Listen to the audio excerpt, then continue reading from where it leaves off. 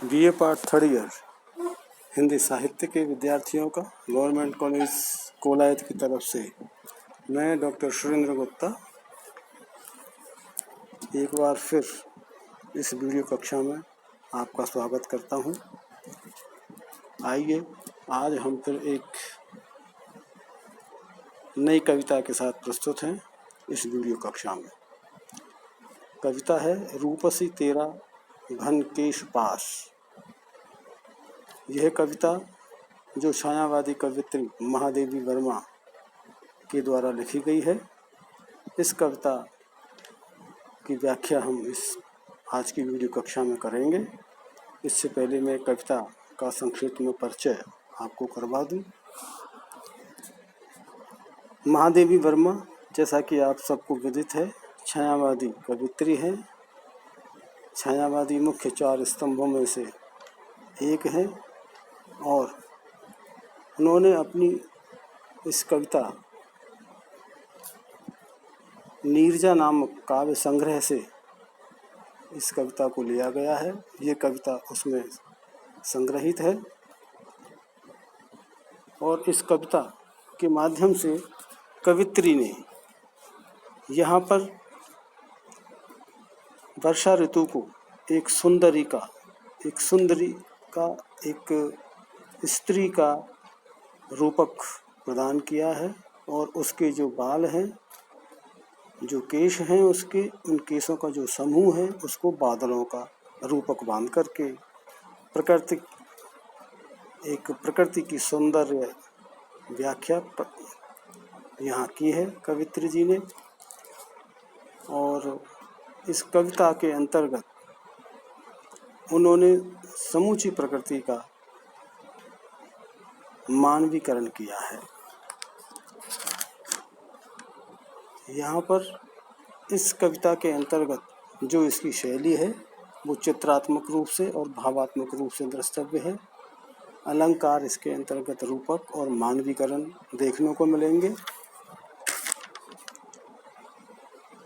यहाँ पर इस कविता के अंतर्गत कवित्री जी ने संसार को एक बच्चे का प्रतिरूप दिया है और वर्षा रूपी जो स्त्री है उसको एक माता के रूप में भी यहाँ चित्रित किया है संपूर्ण कविता में। आइए हम इस कविता की व्याख्या करना प्रारंभ करते हैं। सब प्रथम के जो बंद हैं इसमें कविता की जब शुरुआत होती है तो शुरू में उस रूपसी सुंदरी का, उस वर्षा ऋतु रूपी सुंदरी की सौंदर्य का यहाँ पे वर्णन कवित्री करती हैं। उनके सुंदर बालों का वर्णन करती हैं और नए रूपकों के माध्यम से कविता को काफ़ी प्रभावशाली कवित्री जी ने बनाया है। देखते हैं, इसका पहला बंद पढ़ते हैं हम लोग।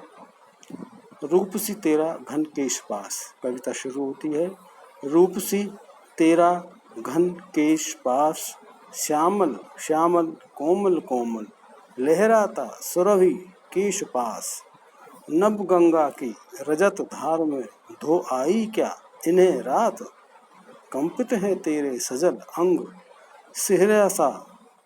सिहरा सा तन हे सद्य स्नात, भीगी अलकों के छोरों से चूती बूंदें कर विविध लाश, रूपसी तेरा घन केश पास। ये पहला बंद है जो मैंने अभी जिसका वाचन किया है। अब इसकी व्याख्या करते हैं।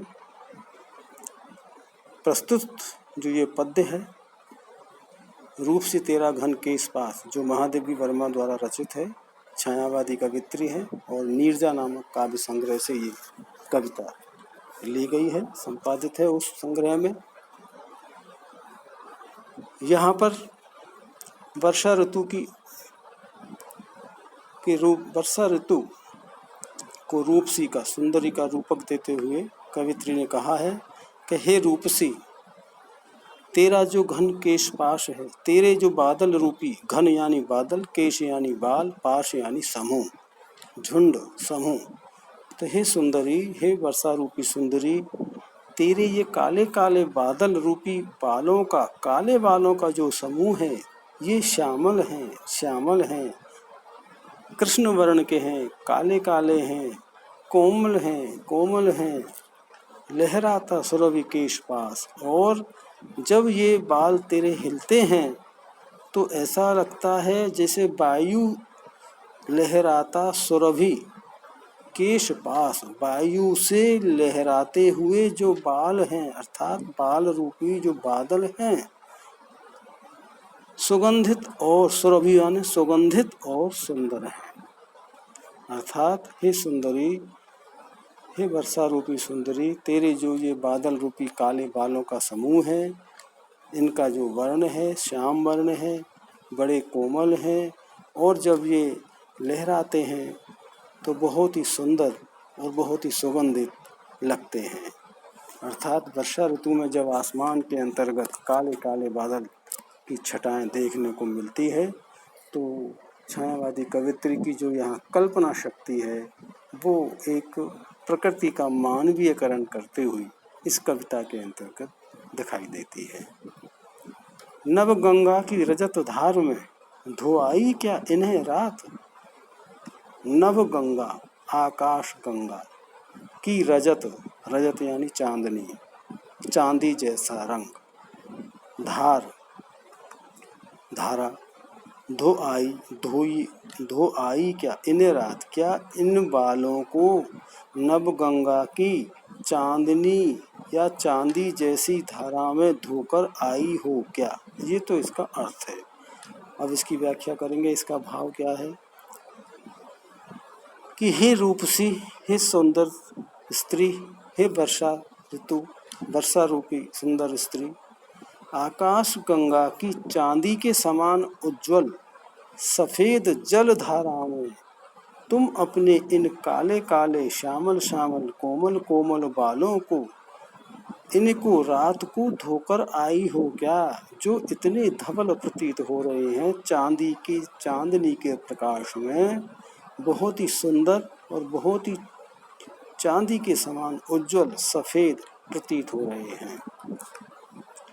नव गंगा की रजत धार में, रजत धार यानी नव गंगा का मतलब आकाश गंगा, चांदी के समान उज्जवल सफेद, धार यानी पानी की धारा, जल की धारा, अर्थात बारिश जब होती है तो उस धारा में इन बालों को अर्थात बादलों को धो करके बिल्कुल इनको उज्जवल और सफेद सा कर दिया है या दिखाई देते हैं। कंपित हैं तेरे सजल अंग सिहरा सा तन है सद्य स्नात, कंपित हैं कांप रहे हैं, सजल अंग जल, सजल यानी जल से भीगे हुए, अंग, सिहरा सा तन, सिहरा सा मतलब कपकपाहट, सर्दी के यानी सर्दी या शीत के कारण जिस तरह अंग अंग में जो कपकपी सी उठती है उसे कहते हैं सिहरा। सद्य स्नात, सद्य स्नात का मतलब जिसने तुरंत स्नान किया हो। तो कंपित है तेरे सजल अंग सिहरा सा तन है सद्य स्नात, नव गंगा की रजत धार में तुम अपने इन बालों को धोकर आई हो। क्यों? क्योंकि हमें ऐसा लगता है क्योंकि तुम्हारे जो अंग हैं, सजल जो अंग हैं वो भीगे हैं, और भीगे होने के कारण तुम्हारा जो शरीर है वो शीत से कंपित है, सिहरा है, कांप रहा है, और ऐसा लग रहा है कि तुम अभी अभी स्नान करके आई हो। हे वर्षा रूपी सुंदरी, तुम अभी अभी स्नान करके आई हो, और तुम्हारा जो शरीर के जो अंग अंग हैं वो बिल्कुल स्नान करने के उपरांत भीगे हुए से हमें लग रहे हैं, कंपित से हैं और सिहरन से भरे हुए हैं। भीगी अलकों के छोरों से चूती बूंदें कर विविध लास, और अलक भीगी यानी भीगा हुआ, अलके के छोरों से, अलके यानी बाल, चूती यानी टपकना, बूंदें, विविध लास, विविध यानी विभिन्न प्रकार का, और लास अर्थात नृत्य। तो क्या मतलब हुआ इसका कि हे सुंदरी, तुम्हारे बादल रूपी बालों के किनारों से, छोरों से, भीगी अलकों के छोरों से, तुम्हारे भीगे हुए बालों के किनारों से जल की बूंदें चू रही हैं, नीचे गिर रही हैं, और वो नीचे गिरती हुई बूंदें इस तरह प्रतीत हो रही हैं मानो कोई विविध लाश जो विभिन्न विभिन्न प्रकार के नृत्य को कर रही हैं। अर्थात हे सुंदरी, तुम्हारे बालों के किनारों से जल की बूंदें जो चू रही हैं, वो चूती हुई नीचे गिरती हुई इस तरह प्रतीत हो रही हैं मानो वो विभिन्न प्रकार का नृत्य कर रही हैं। रूपसी तेरा घन केश पास, हे रूपसी, तेरे जो ये बादल रूपी जो बाल हैं, इन केशों का जो समूह है वो बहुत ही तेरा सुंदर है। ये पहला बंध हुआ है, और इस पहले बंध के अंतर्गत जब हम पढ़ते हैं तो इसमें इसकी जो शैली है, ऐसा लगता है कि पाठक के मन में सचमुच में एक सुंदरी का, एक ऐसी महिला का जिसके बाल भीगे हुए हैं, सुंदर है, बालों से पानी टपक रहा है ना, और चांदनी में बाल उसकी सुंदर लग रहे हैं, भीग रहे हैं। तो एक चित्र सा उसके मस्तिष्क में खींचता है पाठक के मन में, इसलिए इसकी जो शैली है वो चित्रात्मकता है। और छायावादी कवियों ने, विशेषकर महादेवी जी ने, इस चित्रात्मक शैली का वर्णन खूब किया है। सुमित्रानंदन पंत जी की कविता में ये शैली द्रष्टव्य है, और छंद जो है इस कविता का वो एतुकांत है, इसमें तुक नहीं होगा, लेकिन गेयता है, सुनने में बड़ा मिठास लगता है। तो गुण की दृष्टि से अगर इसकी हम व्याख्या करें तो गुण उसमें माधुर्य है, और रस इसके अंतर्गत श्रृंगार रस से परिपूर्ण ये बंध है। ये कविता शुरू होती है इस तरह। पहला बंध मैंने आपके समक्ष पढ़ के इसकी व्याख्या की। अब दूसरा बंध पढ़ते हैं। सौरभ भीना झीना गीला, लिपटा मृद अंजन सा दुकूल, चल अंचल से झरझर झरता, पथ में जुगनू के स्वर्ण फूल, दीपक से देता बार बार तेरा, उज्ज्वल चितवन विलास, रूपसी तेरा घन केश पास। ये दूसरा बंध है। क्या कह रहा है कविता, क्या कहती है कि सौरभ भीना झीला झीला, लिपटा मृद अंजन सा दुकूल। तुमने सौरभ यानी सुगंधित, भीना यानी सुगंध, जो हल्की हल्की जो सुगंध से मंडित होता है वह, झीना है अर्थात पारदर्शी है, गीला है अर्थात भीगा हुआ है, लिपटा है लिपटा हुआ है, मृदु कोमलता है, अंजन काला है, दुकूल ब्रस्त है वस्त्र। तो ये तो इसका मैंने अर्थ किया है अभी शब्दों का। अब देखिए, सौरभ भीना झीना गीला, लिपटा मृद अंजन सा दुकूल। तुमने काले काले बादलों के रूप में एक सुगंधित, भीना भी मंद मंद सुगंधित, पारदर्शक और गीला, हल्के अंजन सा दुकूल, हल्के हल्के काले काले रंग का जो झीना रेशमी वस्त्र धारण कर रखा है।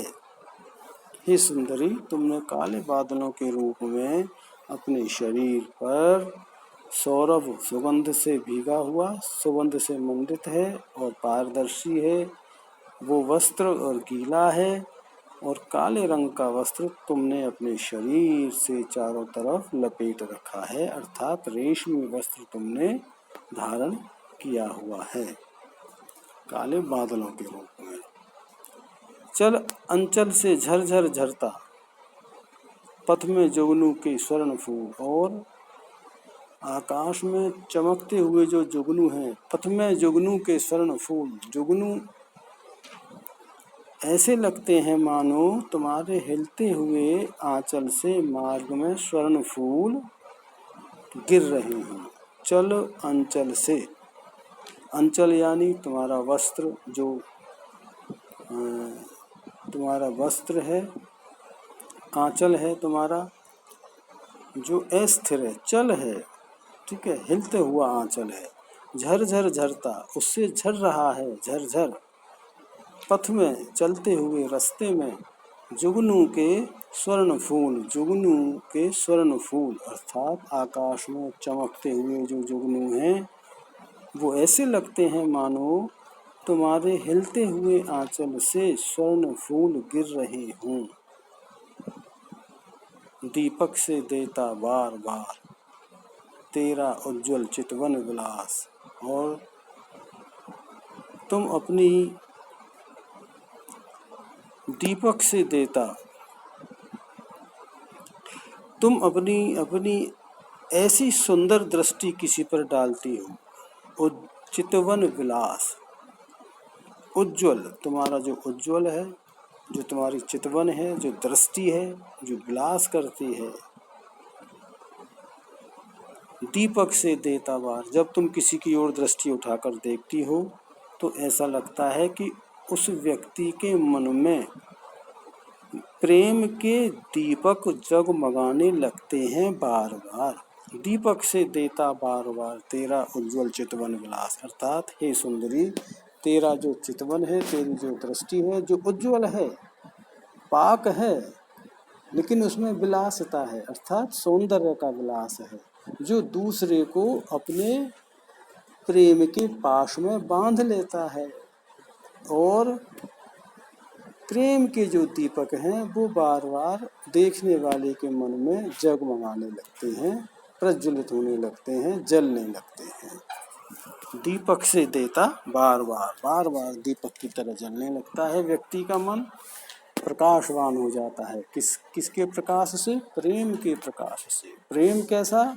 जो उज्ज्वल है, जो निष्काम है, ठीक है, जो उदात्तता है प्रेम के अंतर्गत। तो दीपक से देता बार बार तेरा उज्ज्वल चितवन विलास, तेरा उज्ज्वल चितवन विलास। कहने का मतलब इसमें एक बात और है कि बादलों में जो चमकती हुई जो बिजली है वह तुम्हारी उज्ज्वल चितवन की तरह है। तो यहाँ उस वर्षा ऋतु एक स्त्री है और वर्षा ऋतु जब वो किसी की ओर देखती है आँखों से तो उसका जो आँखों का देखना है वो देखना किसका रूपक है? यहाँ पर चमकती हुई बिजली। तो चमकती हुई बिजली ही तुम्हारी क्या है? उज्ज्वल चितवन है।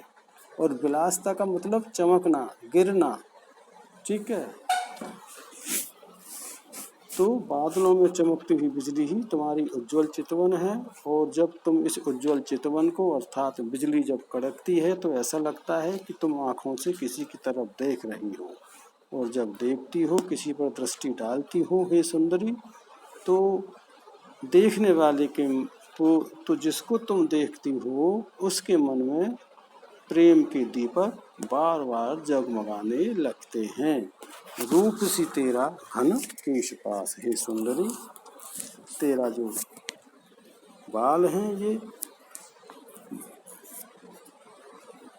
बाल रूपी जो बादल हैं, ये समूह है बादलों का, ये सचमुच में सुंदर है।